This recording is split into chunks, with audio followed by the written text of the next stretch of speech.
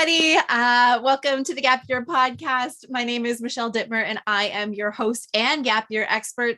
And today we are keeping it in the family. We have the amazing Jazzmine Raine here. Jazz has come on as our communications and community manager here at CanGap. And I wanted to bring her on because she has such a phenomenal life story, and it really resonates with the philosophy of CanGap, and how she brings her lived experience to the work that we do is just so incredible. So she is here to share her story with us today. Hi there, Jazz. Welcome to the show. Well, hey, Michelle. It's an honor to be on the show since I get to listen to every episode and do all the marketing behind it. So I'm very honored to actually get to share my story with everybody today. Well, let's start with that, actually. Let's start with, what is your story? Where did you come from, besides from heaven to support CanGap? What is your backstory? Where did you come from? Great question. Well, okay, so today I'm currently sitting in my kitchen that is being renovated. Me and my husband live on a farm that we're basically renovating at the top of the mountain in Manali, which is a cute little town in Himachal Pradesh in northern India. So we live in the Himalayas, but going back all the way to the beginning, how it all started. So I'm actually originally from Toronto. I'm a Torontonian, born and raised, totally connected to the Canadian culture. And I have a really diverse family. And my story really started because of my mom. My mom was a single mother when I was growing up, and she was heavily involved in tourism. So she was a travel agent back when travel agents were the only way you could book your travel. So my mom had so much privilege to go on these incredible trips and experiences, and she used to get to take me with her, and it was amazing. So you can tell, if you didn't know already, this episode is going to be a lot about travel. So that is actually kind of where my love for travel started, is because I would get to go to these incredible countries as a mixed race girl growing up in a very privileged space in Canada, and getting to go to all these different countries, even my ancestral places like Antigua and Barbuda and all these just beautiful islands, and really get to see hands-on the difference in lifestyle. And that really inspired me, and also troubled me as I aged. When I got into high school, I started really questioning conscious living and sustainability, and why can I turn my lights on and always have electricity, but kids in developing countries can't? What's going on here? And from a young age, I didn't really have anywhere to kind of ask these questions. Also, Michelle, I'm sure you can remember this time when it was all about the big NGOs and nonprofits with these really soppy stories about oh, you could save a life with just $1, and everything was just so emotionally heartbreaking, the way they would advertise how to support other people who didn't have as much privilege as we did in Canada. And that obviously got to me a lot. So I started doing my own research. I wanted to learn more about what are these organizations really doing on the ground? Are they really talking their talk? What's going on here? And the more I dug into my research, the more I was like, oh my God, there's something seriously wrong here. Why is the CEO of World Vision making $1 million every year, and we're not seeing enough impact work being done on the ground? So in end of high school, I actually started my own nonprofit. It doesn't exist anymore, but it was called Rain for Water. So I'm really big on puns. Ultimately, it stemmed because I watched this documentary called Flow. And I talk about this documentary all the time. Flow by Irina Salina. Go watch it. It's amazing. It's all about the water crisis across the continent of Africa, really. And looking at how these large industries like Nestle and all these bad boys were coming in and kind of making themselves look like the good guy, but in reality, they were actually destroying communities, and there was absolutely no local leadership, and nothing was grassroots. It was all Western, colonialism and white privilege coming in to save the day for these poor African children. And that was driving me insane, especially with someone with roots in Africa. I was like, hey, this doesn't make any sense. How does this work? I want to work with my people. I want to know what's going on. I want to see them lead these amazing projects. And so eventually I started my nonprofit and I wanted to go travel. And I was like, Mom, I need to go to these countries. I need to see what's going on. I need to do it firsthand. But my mom was like, Jazzmine, you're 18 years old. Like, you haven't done anything solo on your own. I can't, like, that could be really dangerous. I'm a little worried. And of course, like, she had been to some of these countries, but she's my mom. And I'm sure many moms and gappers that are listening to this are going to be like, oh yeah, I remember that conversation. Or, oh yeah, that was totally the conversation, how it went. And ultimately I was like, okay, well, what can I do first so that we can like build this trust between each other, that you will let me go and fly and do all the things that I want to do. And she was like, you need to give me 1 year of university. And I was like, no, I don't want to do that. I was never a studious kid. I always tell Michelle about this. Like, I was an arts kid. I went to Etobicoke School of the Arts. Like, I literally lived in a leotard and was doing like handstands in the hallway and singing my heart out all the time. Hated math class, you know, like that was my lifestyle. And I wanted to kind of continue living and breathing that like freedom that I had in high school. Not that, I mean, ESA still taught me all the basics. Don't worry. Like, I still graduated from high school and I didn't fail any of my foundational courses. But you know, it was really hard for me because I was like, I really wasn't enjoying learning in a classroom. I was having so much more fun doing my own thing. And so my mom was like, just do it. And I was like, okay, fine, I'll do it. And I applied last minute to York University. I went for professional writing, which I always think is pretty ironic because it's what I do kind of for a living. And I went and I hated it. I hated everything about it. I was commuting really long distance. Like, York is all the way in North Toronto. It was really hard to like make friends when you were a commuting student. So that was really challenging for me. Even with like friends from like elementary school that went there, I just still found it challenging. York also was going, I don't mean to like throw it on York at this moment, but back then they were always, there was so much striking going on because this was back in 2010. So like, oh my gosh, no way to age myself already. But you know, it was just too much. And like, teachers weren't showing up. I didn't have a connection with professors. I really loved that small, intimate learning spaces. Like, that's where I thought I really thrived. So yeah, I ended up going for the year. It was miserable. I ended up dropping out at the end of first year. And I told my mom, I'm like, I gave you the 1 year and I don't want to go back. And she was like, okay, you gave me the year. So you've proven that you can commit and that you are, you know, you can be independent and do what you got to do. So, you know, go for it. And that summer, I actually took the opportunity and was like, you know what, I'm going to go to Contiki. So I did like a smaller trip first to kind of dip my toes in the water. And it was a group travel experience. Contiki actually runs in my family. My mom did Contiki when she was my age. Like literally like 2 years probably before she got pregnant with me, she was on a Contiki. I did Contiki twice in my lifetime. And it was great because it allowed me to, you know, group travel is so great for, you know, getting connected with like-minded people, because that's usually what happens. You're always going to find someone that is like-minded. Like, if you're all going to Italy, you have something in common right away. So that was really, really powerful. And that kind of helped me solidify, okay, well, like, okay, if I'm gonna like go abroad and I'm gonna do this solo, where do I want to start? You know, what skills do I need to obtain? What is that going to look like? So I came home and I thought about it. After having some fun in Europe, of course, backpacking, that's always fun. And I decided to actually head to George Brown College, and I specialized in special event planning. And I did that for 2 years. I did a 2-year diploma, and which is beautiful because Michelle and I are always doing events. So it was, the thing is, it's like, it's so funny how you can end up in things that you didn't think you would do. And then later in your life, you realize just how much you use those skills, and it's incredible. Yeah, and during that time, I really learned a lot more about like sponsorship and fundraising and how to actually run a nonprofit. Like, if I'm going to do this, I need to learn all those skills.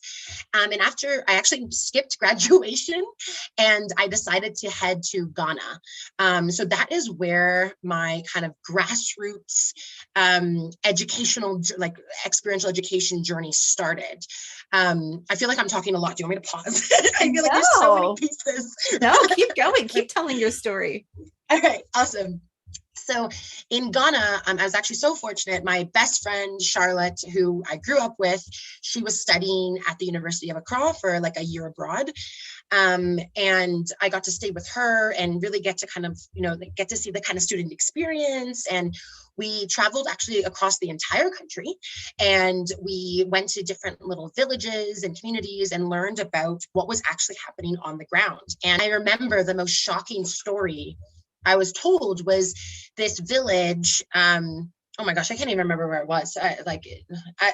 When I'm not as nervous and like hyped up about talking, I will come back and share the the name of the village. But the story was that a community of like volunteers came in, and they brought this rural community a well. They built them a well because they thought like, oh, well, your well is so far away. You're walking like 5 kilometers every day to go to this well. So we're going to drop in the middle of your village and make your life so much easier. But that's not what they wanted. And no one talked to the community about what their real needs were. The women of the village actually, this is such a cute story. The women of the village absolutely loved going 5 kilometers every day to the well because it was their only opportunity to just be women and be away from the men and have this sacred female space. And no one asked them. No one was even started a conversation with them to even understand what was happening in the community. What were the dynamics? Where did they need support? And they would have learned right away that that was a huge social development piece for young girls in the village. Like, imagine finally having a safe space to talk to your parents about menstruation, or growing up as a young female in a rural community. So that was something that they really, really valued that was taken away from them, when they could have had support with other pieces like agricultural needs that were needed at the time. But again, no conversation. And we see this time and time again. One of the biggest examples of this is play pump. I don't know if you know that story. Play pumps. Are you familiar with that one? Oh man, well, I'll drop a link to the case study in the show notes, because it's awesome to just look at how badly the Western mindset of giving to Africa has just driven this horrible nightmare of different development issues on its own. But that journey was so fascinating. I learned so much. I was supposed to head up even north into Burkina Faso, which is a country just north, which I thought would be cool to also help with my French development. But I got very sick on the way there. There's no travel story without a poop story. So very comfortable with that. And you know what? And it's like your rite of passage. You got to have some stomach flu, something. And you learn so much from that experience about how to be safe with food and beverage and communicate your needs. So yeah, that was an interesting experience. But after that, I headed home, and I kind of solidified it for me that this is the space I want to work in, and I love it. And flash forward the next couple of years, because this was I'm only in 2013 here, ended up going to India at some point with an organization, just for a month, kind of as a trip away during a job that I wasn't totally enjoying. And that trip was so incredible, because I was dropped in another NGO setting where it was very much around bringing in dollars from the West and not really giving value to kids in the East. And that was heartbreaking. And seeing kind of the missing holes in the organization when I was there led me to kind of build a passion for strategic planning. And I worked with them on some strategic planning, hoping that they would implement it. They did not, but it's inspired me so much to come back, because I don't know what it is about India. I don't know, Michelle, what do you think? What connects you to India? I'd love to hear your few things that when you think of India, what do you think of? The people in India are so incredibly kind, and just so kind. That is the best word I can use to describe it from my travels there. And well, the food, that's obviously my life revolves around it, but the food is so awesome. And I think just the happiness that just resonates, I don't know, it just grows from the ground up, and it just exists in the animals and the people, and just real joy. 100%. And I think that's kind of like the biggest thing I maybe took away from India right away was like perspective and growing this like beautiful new appreciation for family, because everyone in India will go, like, doesn't matter what is happening, they will drop anything for the family, especially kids in the family. And like, you know, like I used to always get so upset because I'd be like, why are kids always taking vacation for weddings? But it's like, that is because it's the time when the whole family comes together and you don't always get that opportunity. And it's so, so special. And I think we really take that for granted in Canada. Like, I'll just see my mom next weekend, or like, I'm too tired, like I'll do this later. And you know, that really instilled this new perspective around just like community and the value of community. And that kind of leads even further into my journey. But then I basically decided in 2015, I would come to India as an intern. So start my journey all over again, forget all the school I learned, forget all the things that I did. I was starting from scratch as an intern for an organization focusing on waste management and water sanitation, because that's kind of where my journey started as well. And I was here for about 2 years working on incredible projects. And I probably spent a good 8 months of those 2 years like doing just community development, like just having conversations, getting to know people in the community. So I was dropped in a little village called Gajner, which is like about 30 kilometers outside of a city called Bikaner, which I'll get to in a second about why that's such a special place for me. And in that time, I started to learn the language. I built beautiful relationships with people of all ages. There was definitely great experience. There was bad experiences. There were ugly experiences, but like it was all wrapped up in this beautiful bow because I learned so much from that. And I think patience is probably the second thing that I learned from that, and being able to go with the flow. Nothing ever goes to plan, just so you know. And like, we're going to dive into that about your gap year when we chat one-on-one one day, everyone listening, because like, no matter how much you plan, there's always going to be things that go astray. And that is the beauty of this experience, is being able to adjust and adapt and find opportunity in things that might seem a little pessimistic or like frustrating or negative, but there's always something to learn from that. But that experience is basically who I've become today. It ended up going back to Canada after the 2 years due to some health issues. But in that time, I became one of the youngest executive directors in Canada, which was really crazy. I ran an organization called Studio 89 in Mississauga. So if you're in the Mississauga area, they're now at Erin Mills Town Center if you want to go and have a nice social justice, zero waste, fair trade coffee. Running that organization, and I'll be honest, I was terrified. I did not think I had the experience.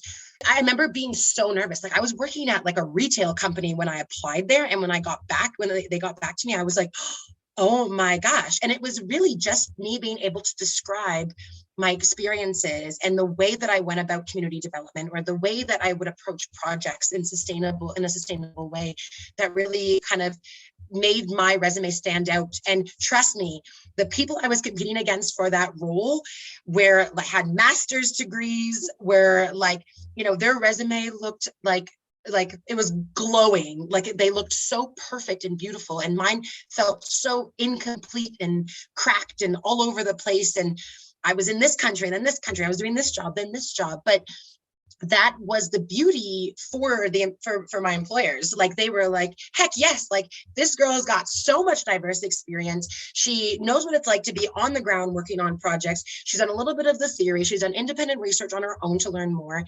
And, that is actually what got me the job, is that they believed in my potential, because I was able to communicate all of these experiences that I had in a way that made sense to the role, and proved how passionate and excited I was. And trust me, 9 out of 10 times an employer will most likely hire you because of the potential and the excitement. Because anyone can learn a new skill, but you can't teach someone to be excited and passionate about something. You can't. Michelle and I know that very well, especially and that's what's so beautiful about working with gap year students, is because like, we get to help you nurture that passion, because that passion does turn into all of those amazing skills in the future. So anyways, I'm getting excited. But I headed back to India actually after, because I wanted to do something similar with the model that I was working with, which was this social enterprise cafe, and bring it to India. So I called up my friend Manoj, and one day I was like outside the cafe and I was like, Manoj, I have this great idea. You are like so passionate about hospitality and you've always wanted to like run your own property. And I obviously love traveling and I want to be able to give people an experience that's sustainable and zero waste or low waste and can give back to some of the amazing young people that we've been working with in Gajner and support them in their projects. Because my goodness, like, I no credit to me whatsoever. I just told people that they could do it, that they could make things happen, and they did it. Like 13-year-old girls making reusable menstrual pads and selling them door to door as an entrepreneurial venture, or young people implementing a waste management system and actually spreading awareness about why we shouldn't use plastic cups and why we should switch to reusables. So it was just incredible, and we were like, how can we continue to support these amazing young people? And that is what led us to building Hara House. So in 2018, I left literally everything. And me and Manoj started a little guest house called Hara House in Bikaner, which was the main city. And it was a social enterprise model where 20% of our profits would go back into supporting youth. So whether that was through training and jobs, or supporting, financially with their projects. And we were quite popular. Unfortunately, the pandemic really hit us really hard, of course, as it did for most hospitality and tourism organizations. But we ran for about 2 years. We had multiple spaces at the end of the 2 years. We had young people between the ages of like 16 to 25 working with us across the country, doing tours or running the guest house or running our cafe space. And it was absolutely amazing. So I'm sure you can imagine when the pandemic hit, it was so heartbreaking to watch all that hard work just go. And I sat for days, like I should say days, months, like thinking like I failed. I couldn't get the project to last a pandemic. Like, what's wrong with me? What have I done wrong? Like, why do I deserve this? What's going on? And it took me about until like summer 2021, so just before I met you, Michelle, where I was like, you know what? This is probably the best thing that ever could have happened to me, because we didn't fail because we sucked. We didn't fail because we didn't put passion and hard work behind it. We failed because things happen and we have to readjust our expectations. So last year, we actually ended up like reinventing the organization, and now it's become this beautiful experiential learning platform, which is, I think, what me and Michelle connected on so much when we first met, because we were just like, yes, the power of experiential learning. And we do a lot of work in supporting actually young people with helping them get their social enterprises and ventures up and running, or what does it mean to be, a good ethical leader? Like, what are the things that you need to think about? We do a lot of mindfulness programming as well, because if you're not taking care of yourself, you can't take care of anything else. It's like quote of the year. And yeah, it's been absolutely wonderful. So that is what I do here in India. And that is why I now live on top of a mountain, because this is the area that we chose to kind of expand operations, especially because we do a lot of really great forestry activities here with the forest department as well, where we're doing tree plantations to help businesses offset. Honestly, there's so many things going on. It's amazing. Sometimes it's overwhelming. But all of this, again, like none of that would have happened if that journey didn't start from my mom being like, go to university, So, and sometimes it can feel like one decision can be this like detrimental thing to our life. And it's like, oh my gosh, like this is horrible. Like, this is not what I expected. And this is not what I wanted. But it ended up being kind of the starting ground of my journey, because I was able to really clearly identify what I did not want, gave myself time to think about what do I really want, and then go and explore it. And having that open conversation with my mom was so powerful. She's the bomb. I'm like not mad at her for sending me to university. It's okay. But like that, being able to just have that relationship as I was going through this process and supporting me and making sure that I had what I need. Obviously my mom had to fund some of my travels, of course. So I'm very, very grateful to her. I know a lot of gappers really struggle with decision, but even if you don't have to commit to something that you don't like. Like if you do 1 year university because your parents told you to, and you're like, you know what, mom, dad, this is awful, I'm going to do my own thing. That is okay. And they will understand, as long as that you are clear on what you want, because that's all, like, it's your life, you know. It's your life. You're the one leading it. You got to make sure that you're enjoying what you're doing, and you're taking the steps to find your own path. But anyways, I'll pause there because I've been talking for like 20 minutes straight. Sorry, Michelle. Well, I think there's so many things that can be taken away from your story. And I just want to pull out a couple of those like kind of like underlying themes that I think make your story so exciting and relatable and aspirational, but also really realistic. I think there's that element of nonlinear, like you said, like you went off in all different directions and you followed opportunities and you followed your interests, and you were able to not only take on projects or fall into other systems, but you were also able to create your own. And everything came in a stepwise manner. You didn't leave high school and start your own NGO in India. There were so many things along the way that helped you grow and learn to be able to get to a point where you were having that happen for you. And you used formal education, and you used travel, and you used experience in the workforce, and all of these things. You pulled skills and experience and a network and connections, and you built a backpack of resources that you can apply to your daily life, and can allow you to live a fulfilling life where you are happy, healthy, and successful to your own terms. And for all the parents out there, Jazz didn't go off the rails and up in her mom's basement and stay there forever and ever, which is a lot of parents' fears. And for young people, you can carve your own path. We often hear a very strong story that you do high school, you do university, you find a job, you get married, you have kids, you get a house. Like there's this kind of assumed structure, and really, you can shake that up. That's not the gold standard. That is one pathway. But no matter where you go and what you do, as long as you are evolving as a human being and you are moving forward, then life can be brilliant. Life can be exciting.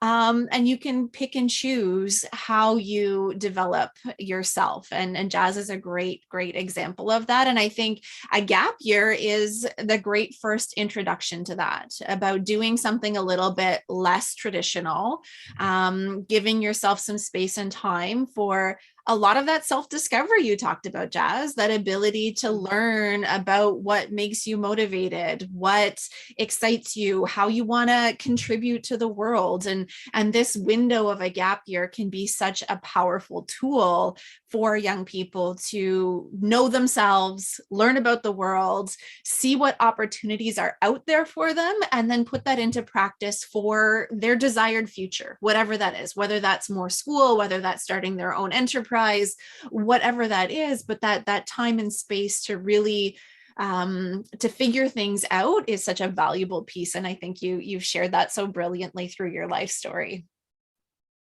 Thank you, Michelle. Yeah, and I think something that is so important that we note here is that, like, yeah, it's scary, but the thing is like, if you constantly stay in a zone of comfort, what are you really learning? There's always that diagram, you know, that diagram that's like, this is zone of comfort and this is where you learn. And outside of your comfort zone, like that is where the experience starts. That is where life starts. And I think you're going to be scared even if you go into, no matter what path you choose, like once you graduate high school, it's like the world is your oyster. And there's people who have so many opinions and everyone's telling you kind of what they think you could do or what you should do. And it's scary, like the paradox of choice. And then on top of that, when you choose something, you're like, oh my gosh, did I choose the right thing? Am I going to have the space to explore?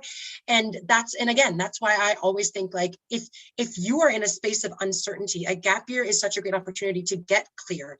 And you know, you don't have to get clear on what you're doing in 10 years from now. You can just get clear on what you're doing in the next couple months. Like, remember that and I keep saying this because I'm like blown away by how resilient Gen Z is. Like, y'all have gone to school in a pandemic. You've survived that. You've gone through it. You've probably gotten sick through it. You had to adjust everything. You lose out on the connections and the opportunities of high school. Like, my heart bleeds for you, knowing that you've lost so many of those experiences.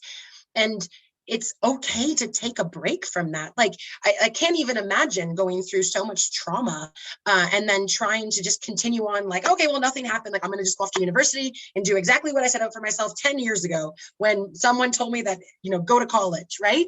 So I think it's really important that you take time to tune in for yourself. It doesn't have to be a full year either. It could be a semester. There's so much possibility around, taking time off, going back into formal education, alternative forms of education that will still support you in your career development and designing kind of what your purposeful, beautiful life will look like. And I always say, like, my mom became a police officer at 45 years old. 45 years old. Do you know any police officer who became a police officer at 45? Your life will take you in so many directions, and it's meant to be. It is fate. You have to trust it and trust the decisions that you're making when they feel right in your gut. There's a little blurb in our post-secondary decision guide that I love that Michelle wrote about really like trusting in your gut, because sometimes it's really hard to make a decision between two things. So what does it feel like kind of inside of you? Do you get those butterflies? Do you get like whatever it feels right for you, you have to make the choice. And yeah, I think that's by the way, I'll drop the link for that in the show notes. I'm such a CanGap promo girl now, just so that you can feel supported in that decision-making process, because we've seen that especially a lot this year, is that it's terrifying to actually make that decision and go with the flow. But once you've done it, you're not worrying about the other option. You're doing it. You're doing life, and that's going to take you to the next step, the next road that you kind of choose left or right. So, yeah. Anyways, I'm blabbing along. Let me hand the mic back to Michelle. Thank you very much. Well, I think this conversation has given our listeners and our viewers an insight into our team and why we're so passionate about the work that we do, and how many resources we have to support people, and that this step is and can be a very, very great tool for young people to take that gap year. And we are here as a team to support you on your journey, no matter where you're at. We have resources and tools and year-long supports that are out there for you. So please book a call with Jazz or myself, have a conversation about how we can support your family. That's what we're here for. And we believe so strongly in the power of each and every one of you to achieve your full desired future. And sometimes that means pushing pause, and that means taking the time. And if that's scary and overwhelming, come chat with us. That's what we're here for. That's why CanGap exists. And Jazz, I just wanted to thank you so much for sharing your journey, sharing your story with all of our listeners. And I'm sure folks will love to have some further chats with you. Thank you. Thank you for giving me the space. I appreciate it. I'm honored.